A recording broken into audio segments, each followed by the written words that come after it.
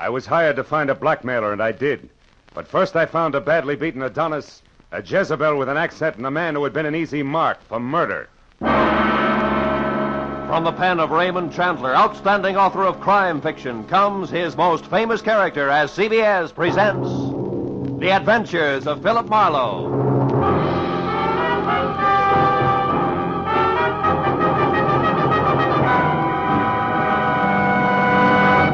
And now, with Gerald Moore, starred as Philip Marlowe, we bring you tonight's exciting story, The Easy Mark.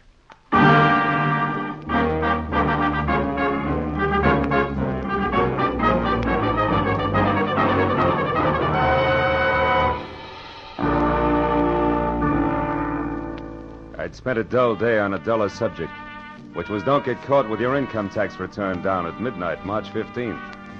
After calling time for a thick steak designated to bolster the stamina of a private detective, but nevertheless non-deductible, I reluctantly headed back to my office where I found both my conscience and the long Form 1040 still waiting, which meant there was no way out. The dull day was going to stretch on into the night, but then I got a break, because my telephone rang and the call was from one Mrs. Corey Gilbert, a prospective client who wanted action in a hurry. Marlowe, you've got to move fast. I just found out that my husband, Ross, will be at 3806 Melrose Avenue in 20 minutes, and I know that means trouble. Well, just for size, Mrs. Gilbert, how do you spell trouble? With a capital B, as in blackmail. There's no time for details now. Just get to that address and find out who Ross is meeting with. Only hurry, Marlowe, please. Well, hurry after what, Mrs. Gilbert? I've never met your husband, remember? Oh, yes. Well, he's tall, dark eyes, dark hair, very handsome. And the blackmailer, short, stocky, and repulsive, I suppose. Huh? I've never seen the blackmailer. All right, Mrs. Gilbert. Where can I reach you? Well, I live at 439.5 Ogden Drive. Ogden The Drive. phone number is Gladstone 8195. 8195. All right, Mrs. Gilbert, I'll call you. Thanks. Oh, and Marlowe. Yeah? Hurry, will you? You see, I love my husband.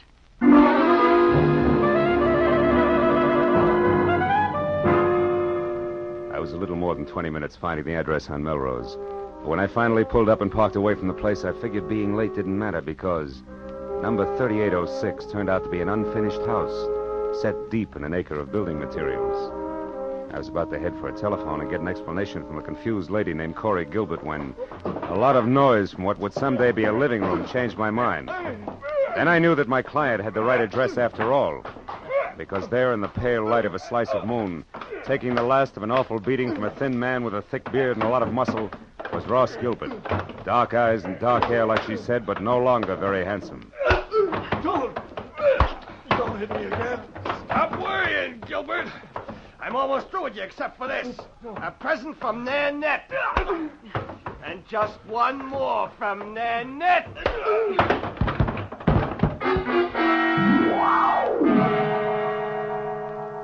That last punch stacked Ross Gilbert onto a pile of rough lumber like he was another 1x12.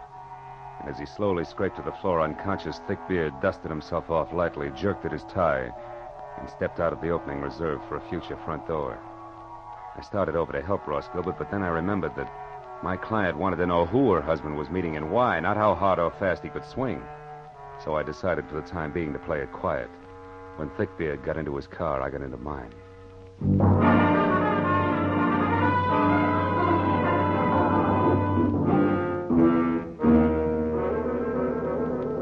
I followed him all the way to Beverly Hills, where he pulled to a stop in front of the Camden Arms Court. I parked, lights out, and watched him strut up a flagstone walk and knock on the door of a bungalow, number 4, which was dark. When he knocked again and it stayed dark, he took an envelope out of his pocket, wrote something on it, and jammed it into the mailbox. Then he got back into his car and started away fast. I walked up to the bungalow and helped myself to Thickbeard's empty envelope. On one side, scrawled in pencil and smudged, was the telephone number Sunset 31676. On the other, payment delivered okay, Plummer. Plummer, huh? I shoved the message into my pocket, struck a match, and started looking for a name on the front door. But then a cab pulled up, and a moment later I had help. I can be of some assistance, perhaps? Yes, I was just... Oh. Nanette? Oui. Nanette Lamarck. But I do not know you, monsieur. No, you don't. I think if you will stop staring and begin talking, we will do much better. Who are you? Philip Marlowe. A friend of Plummer's. He asked me to deliver a message for him. Do I go on? Of course, Mr. Marlowe. But please come inside. It is so much nicer there.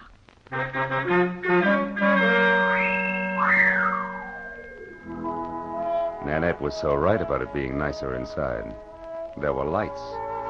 And that made it easier to see that the lady with the thick French accent and the gorgeous waistline was something that could have mustered her own foreign legion. She was narrow green eyes and open red lips, topped by a lot of close-cropped, soft brown curls that kept running into each other. And for a dress, she was wearing about a quarter of a mile of draped chiffon that, in the right places, fitted a little closer than her own skin. When I told her what I claimed had been a message from Plummer himself, she purred her thanks and started to mix me a drink. When I brought up the subject of blackmail, she stopped abruptly, spilling a bottle of perfectly good Kentucky Tavern all over the table. Blackmail? What do you mean, Marlowe? Extortion, honey. The malpractice of getting a lot for knowing a little that's not nice. You are swinging wild now, mon cher. Maybe. But if it doesn't bother you, I'll stay right with it. Because I'd like to know why you and Plummer, who have such an easy mark, insist on throwing rocks. What easy mark are you talking about? A tall, dark, and used to be handsome guy named Ross Gilbert. Ross. Soda, Marlowe? Yeah. But don't make it too sweet, honey. I can't take it that way. Nanette will be very careful not to make it too sweet. There. Tell me, mon cher, when did you last see Plummer? Before tonight, I mean. I'm not sure. I think it was at the fights over at the Legion Stadium last week. How do I get my drink? Oui, mon cher. You will get your drink in your face, liar. Tell me, Frenchie. Is that Pearl Handle 32 considered the very latest along the Champs-Élysées? You have lied to me, mon ami. You see, Plummer only arrived in Los Angeles the day before yesterday, for the first time in his life. All right, I made a mistake about seeing Plummer at the fights last week. Now, why don't you put away the gun and we'll talk about Ross Gilbert? Ross Gilbert is a man I hate with all my heart. A man I could kill right this minute. And that, Marlowe, goes for anyone connected with him. So now get out. Oh. Without even so much as an au revoir? I reserve au revoir for my friends, Marlowe. Good night.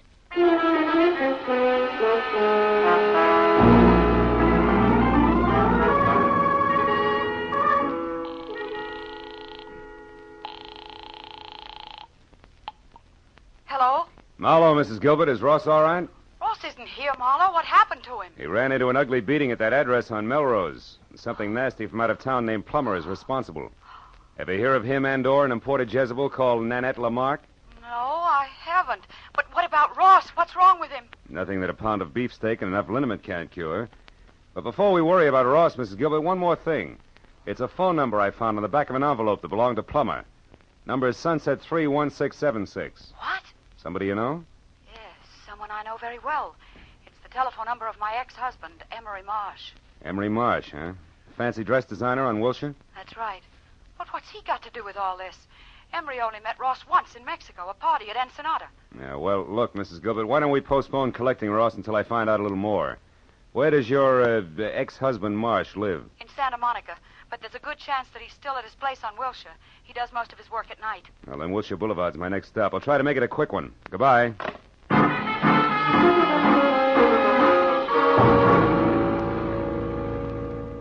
Emery Marsh's place on Wilshire was an expensive shop with a single velvet-lined show window that was home for a beautiful mannequin wearing an evening gown that would drop at the first sneeze.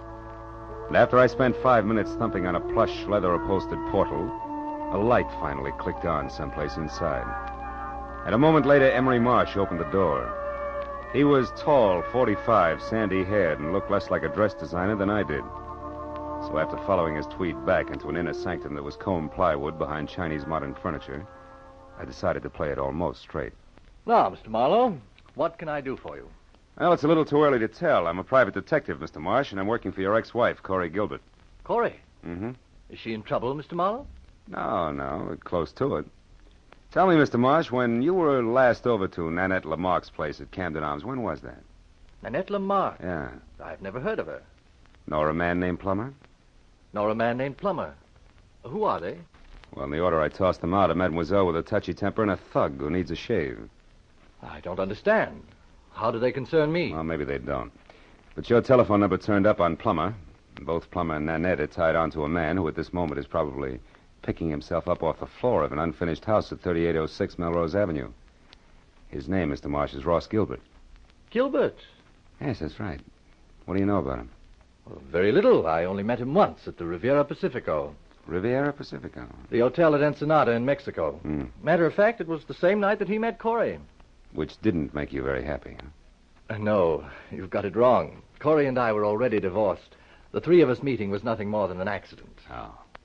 And when Ross and Corey parlayed that accident into marriage, were you still smiling? Better than that, Mr. Marlowe. When that happened a month ago, I was grinning. You see, until then, I had been paying Corey $1,200 a month alimony for 2.5 years. Hmm. And Corey gave all that up for love and Ross Gilbert, huh? Ross Gilbert isn't exactly a pauper, Mr. Marlowe. No, I guess not. Blackmailing a pauper doesn't add up. What did you say, Mr. Marlowe?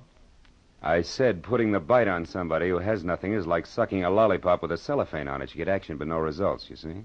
Oh. Now tell me, why does the word blackmail come home to roost, Mr. Marsh? You wouldn't happen to know who the guilty party is, would you? No, Mr. Marlowe. Hmm. And what's more, if I did, I certainly wouldn't keep that sort of thing to myself. Oh, no, I don't think you would. Well, thanks anyway, Mr. Marsh. You've been a big help. I'm glad. And if I can be of any further help, don't hesitate to call on me, Mr. Marlowe. Please. Oh, I won't, Mr. Marsh. You can depend on it.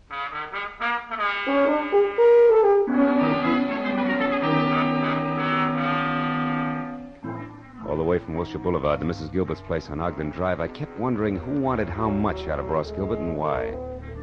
About 20 minutes later, when I pulled up in front of the house, I started concentrating on my client, who had to be the woman standing next to a green coupe in the driveway and waiting in double time.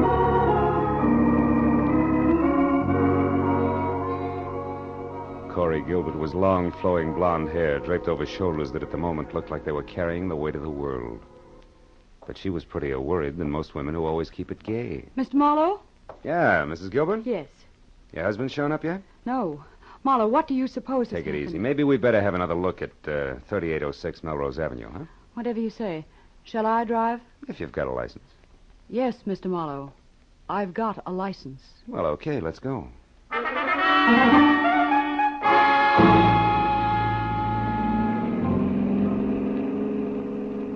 The way we took off in Corey's Nash, I wasn't sure whether her license was for driving a car or an airplane. And while she kept at 83.5 AAA on the accelerator, she talked about her husband and why she was worried. By the time we were near the place, I knew all about the party in Ensenada, their whirlwind courtship, and what a fine guy Ross Gilbert was.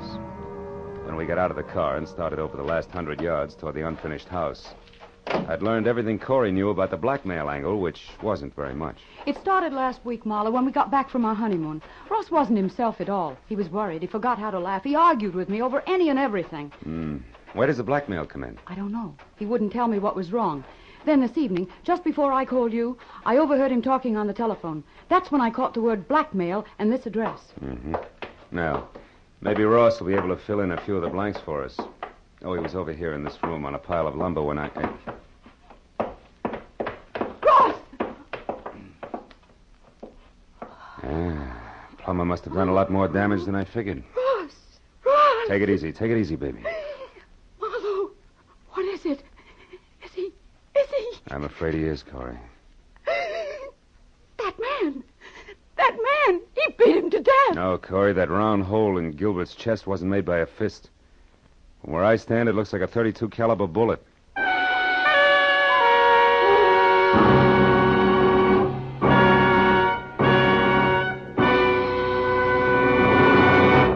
In just a moment, we will return to the second act of The Adventures of Philip Marlowe. But first, for some new wrinkles in the mystery field, look on the face of Mr. Jack Benny, eminent producer of the mystery comedy The Lucky Stiff, which opened in New York today. Although Mr. Benny's stars are Dorothy Lamour, Claire Trevor, and Brian Donlevy, Jack's face is covered with new wrinkles because he couldn't be in New York to sell the tickets himself. He's remaining in Hollywood to appear tomorrow night on CBS on The Jack Benny Show with Mary Livingston, Don Wilson, Dennis Day, Phil Harris, and Rochester. So be sure to listen. And now, with our star, Gerald Moore, we return to the second act of Philip Marlowe and tonight's story, The Easy Mark.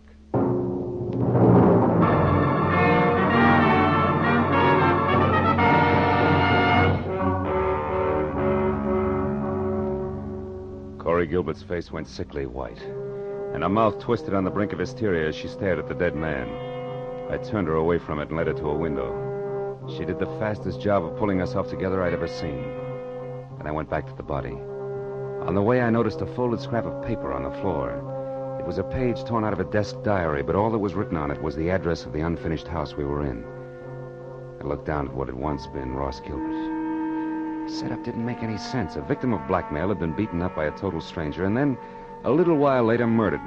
Somebody had killed the goose that was laying the golden eggs, and it didn't figure in any direction. Well, I just about decided to go through his pockets when a sound from Corey changed my mind. Marlowe, come here, quick. What is it, Corey? There's someone out there. I saw a shadow move. Get away from the window. Marlowe, there, running. Why, it's a woman. Yeah, and quite a woman. What do you know? She's crossing the street now. Who is it, Marlowe? Who is she? Character as French as Milani's 1890. Only she's more like nitric acid than salad dressing, Corey. Her name is Nanette Lamarck. She's getting in that car. Aren't you going to stop her? No. I've got a line on Miss Lamarck. I can find her. But she was hiding here. She could be the one who shot Ross, couldn't she? Easily. In fact, right now, she's the odds-on favorite. But she's also cagey, and we'll have better luck if we get her on home ground where she'll talk. Besides, there's a big chunk of this business that doesn't follow. What do you mean? Well, look, the murder came out in reverse. Ross was paying off, so he should have been the killer instead of the corpse. Which means there's more than blackmail involved. I don't know what you're talking about.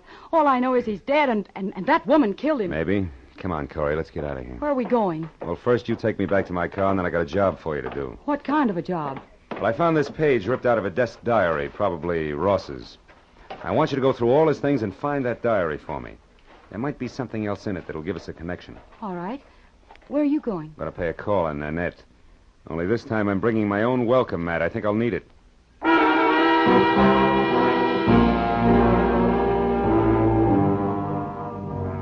After Corey dropped me off, I called Lieutenant Ibarra at Homicide, reported the body, and then I got into my own car and drove out to Beverly Hills again, to the Camden Arms Court. Nanette's bungalow had lights on.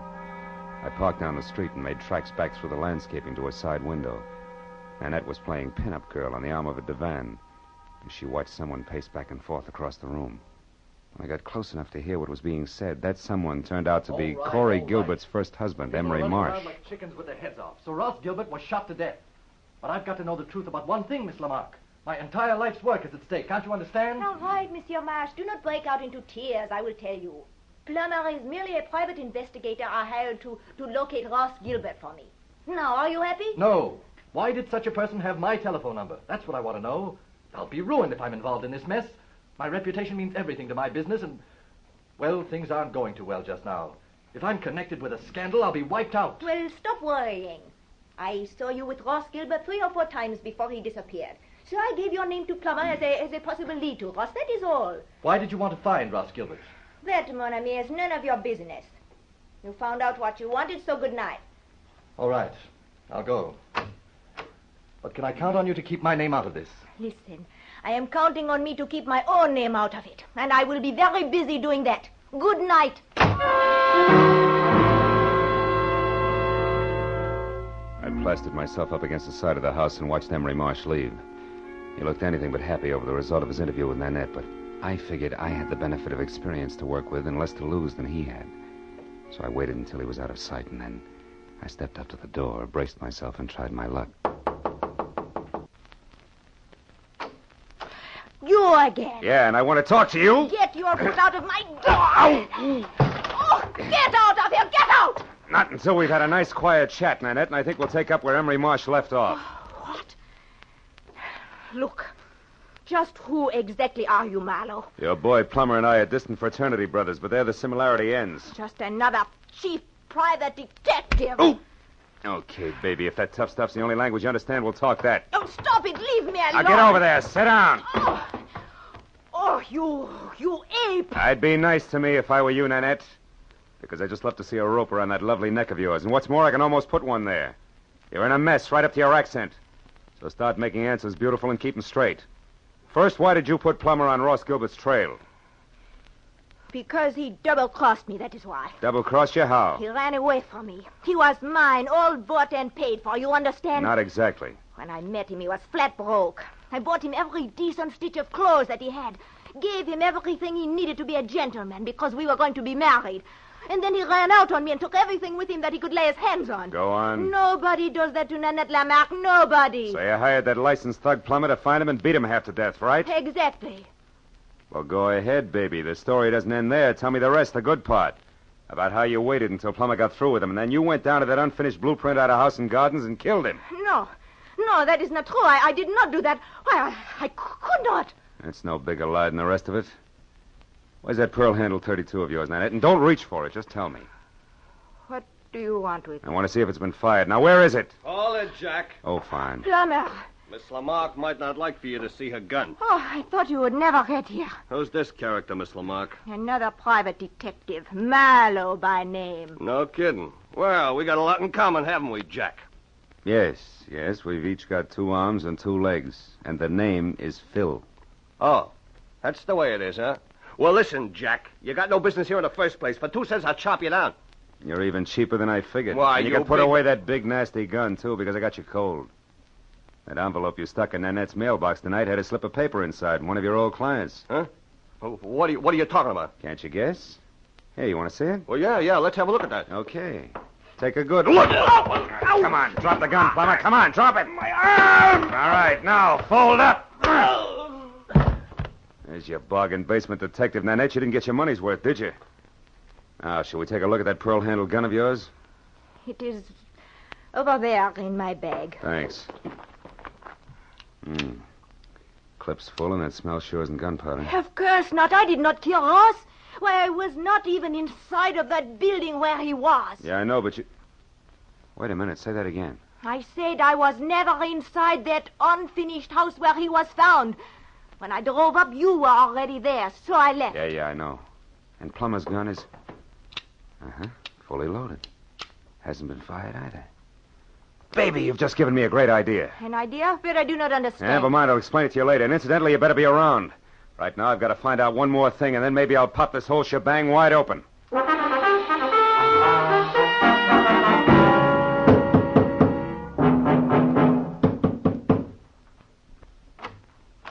Mr. Marlowe, Good evening, Mr. Marsh. Lucky to find you still working, huh? late hours are a habit with me these days. Come in. Thanks. Mr. Marsh, I've come back for that help you offered me earlier this evening. I see. Well, the offer's still good. Fine.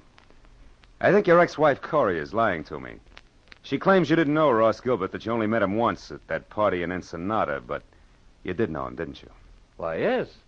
As a matter of fact, I did get acquainted with Ross slightly. We had dinner together a few times. Uh-huh.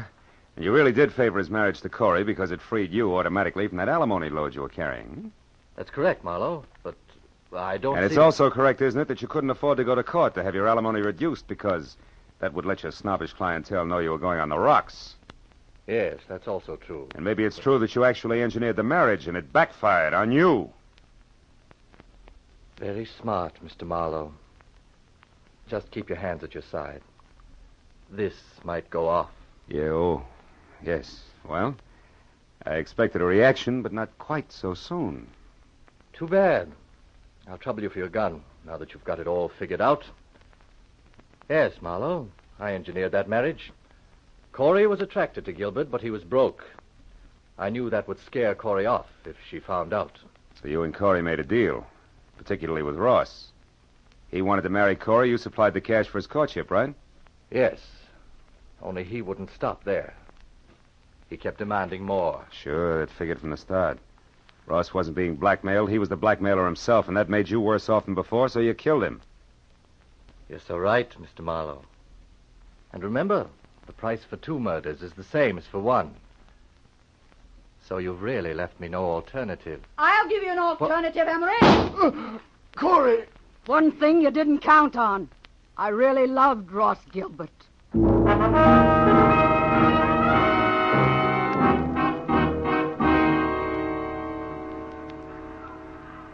Well, I guess that winds it up, Corey. Emery's in the hospital, and Nanette and Plummer are both in the clink. Too bad I only hit Emery in the hand. I never could trust my aim. It's always been bad, in a lot of ways. It was good enough tonight, baby. Lucky for me you showed up when you did. Say, what made you come to Marsh's place, anyway? Well, that page from the desk diary paid off, Marlowe. Only we made a mistake. No? It didn't come from Ross's diary. It came from Emery's. I finally remembered his handwriting. Mm-hmm.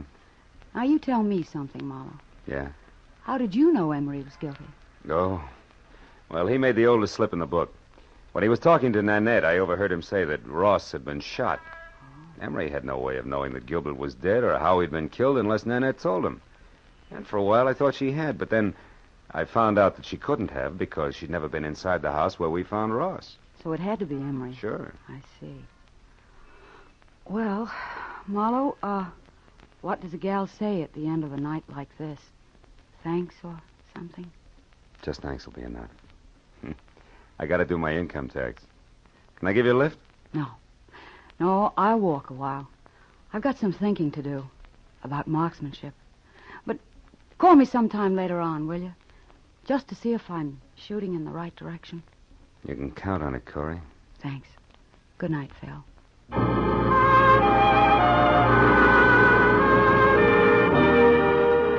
I watched her for a moment as she walked down the street all by herself, deep in her own thoughts, and it looked to me like she was playing it strictly square. I almost wanted to follow her. The first time in a long time, I felt like I wanted to get to know a client better. But March 15th can slip up awfully fast, and that long Form 1040 was still unfinished and waiting for me in my office. So I decided to go back and work on my income tax and play it strictly square, too. After all, that's really the easiest way in the long run. Yeah, I keep telling myself.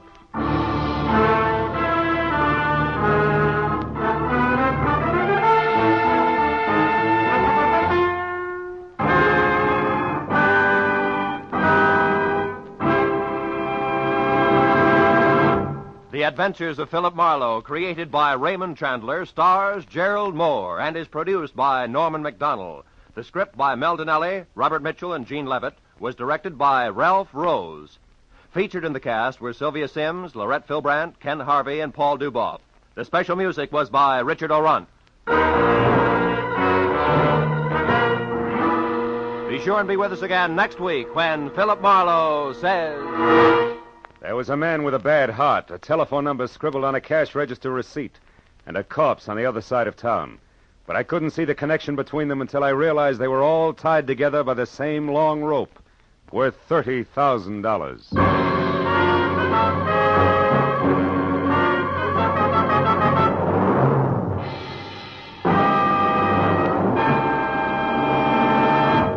Next Wednesday evening, February 2nd, CBS will bring you a moving, powerful drama of a reporter who took an assignment he eagerly sought, only to find it came too close to home.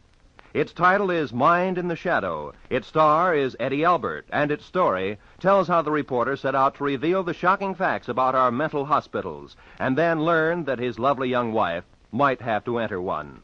Based on actual documentary evidence of conditions existing today, you'll find Mind in the Shadow, a revealing story of something which could happen to you. Hear Mind in the Shadow, starring Eddie Albert, next Wednesday evening, over most of these same CBS network stations. Now, stay tuned for Gangbusters, which follows immediately over most of these same stations.